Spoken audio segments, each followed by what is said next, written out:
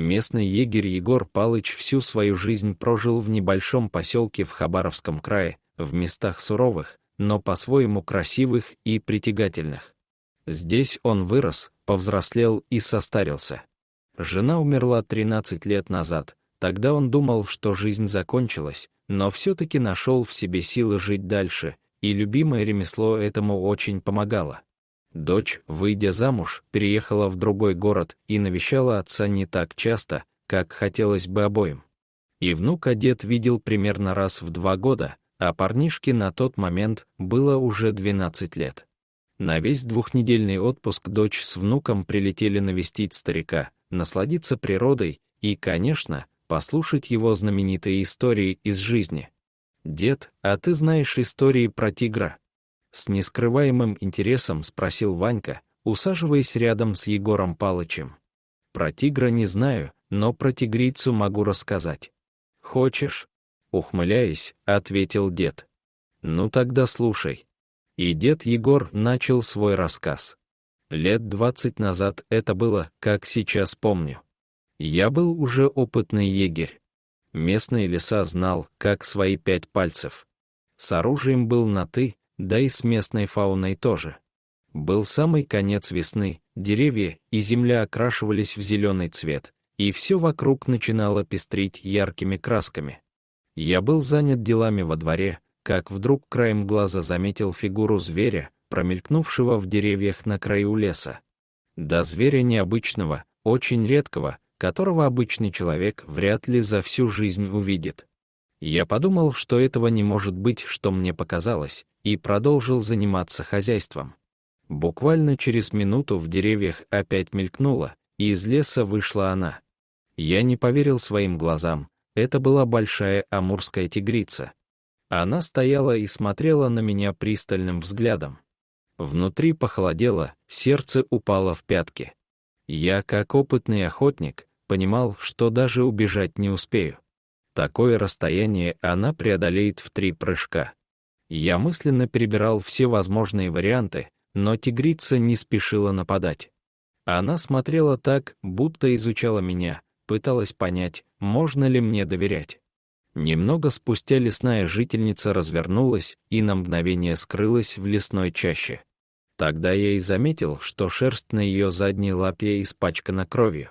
Тигрица была ранена, тогда я еще не знал, поранилась ли она сама или тут приложил руку человек, и узнал правду чуть позже.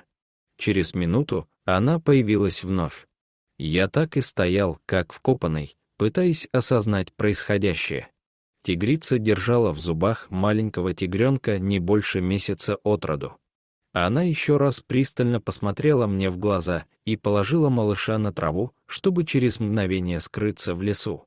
Тигренок кричал и звал маму, но та ушла, оставив полосатый комок в одиночестве.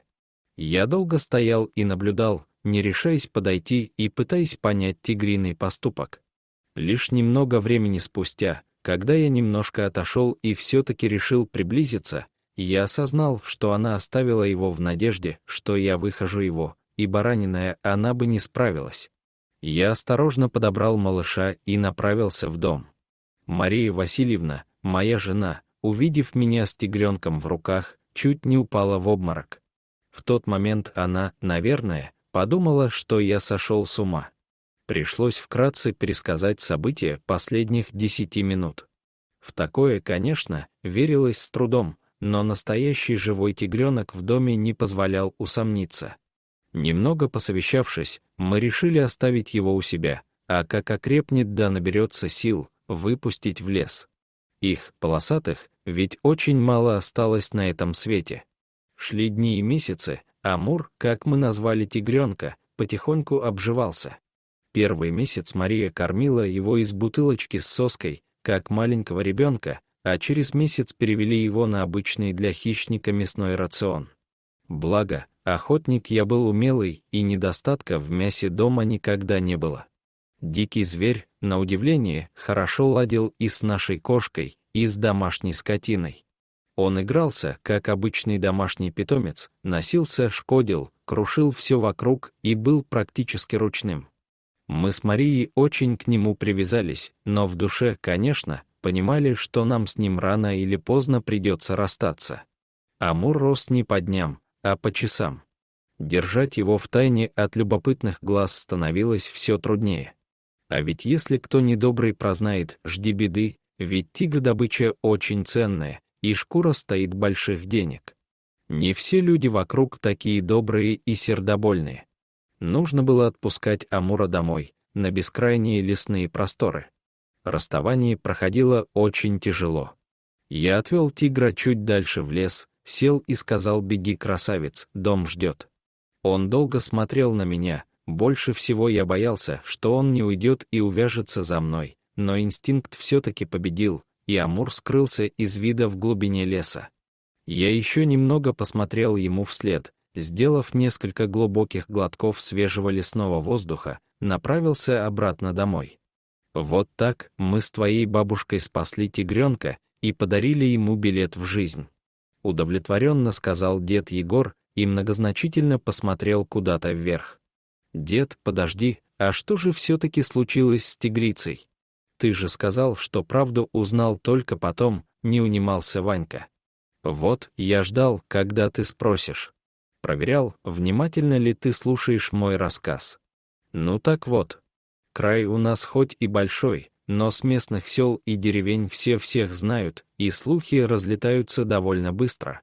Через пару месяцев, как мы взяли Амура, прошел слух, что полиция задержала группу браконьеров, оборудовавших себе лагерь в лесу. А задержала она их при очень странных обстоятельствах. Утром в одно из соседних сел из леса вышли два мужика. Выглядели они неважно. Грязные, напуганные, потрепанные и запыхавшиеся. Было видно, что они долго бежали. Когда их спросили, что с ними случилось, они, сильно заикаясь, долго не могли объяснить.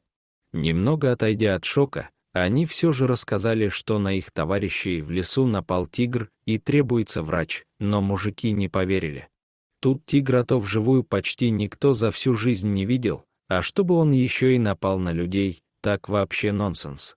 Но немного погодя и переглянувшись, велели им указать место. Взяв с собой на всякий случай оружие, мужики вместе с местным фельдшером и участковым отправились за горе-охотниками. На месте их ждала неприятная картина. От палаточного лагеря осталось одно название. Погром был такой, что доски, обрывки палаток, одежда и разная утварь перемешались и валялись по сторонам. Это место больше напоминало свалку, а не лагерь. Среди всего этого безобразия лежали два стонущих от боли мужика. Фельдшер осмотрел их и сразу понял, что тут поработал крупный хищник. Те были сильно подраны. Он напал на лагерь под покровом ночи, когда все спали. Именно поэтому мужики даже понять ничего не успели. Двоим не повезло, а остальные успели убежать и, как мы уже знаем, добраться до ближайшей деревни. Фельдшер велел соорудить двое носилок из подручных материалов и как можно быстрее доставить раненых в поселок, а оттуда в ближайшую больницу для оказания помощи. Как позже показал осмотр места происшествия, это были хорошо подготовленные браконьеры, занимавшиеся незаконным отстрелом. Их задержали и взяли показания. Один из них рассказал, что они пару месяцев назад выследили тигрицу с двумя тигрятами. Одного тигренка они добыли, зацепили тигрицу, но ей удалось уйти со вторым малышом, и что это именно она пришла в лагерь, чтобы отомстить. Но в версию о тигре полиция так и не поверила, списала все на медведя и испытанный мужчинами шок. Слишком уж невероятен был рассказ браконьеров. Ванька внимательно смотрел на деда с приоткрытым ртом. «Дед, а в итоге всех наказали?» «Конечно, наказали, по закону они свое получили. И хотя про тигра им никто не поверил, я знал, кто на самом деле пришел к ним в лагерь, чтобы поквитаться за своего малыша», закончил свой рассказ Егор Палыч. «Иди спать, пора уже, а завтра я тебе расскажу новую историю». Дорогие зрители, если вам понравилось это видео, то ставьте лайк и подписывайтесь на наш канал. До свидания.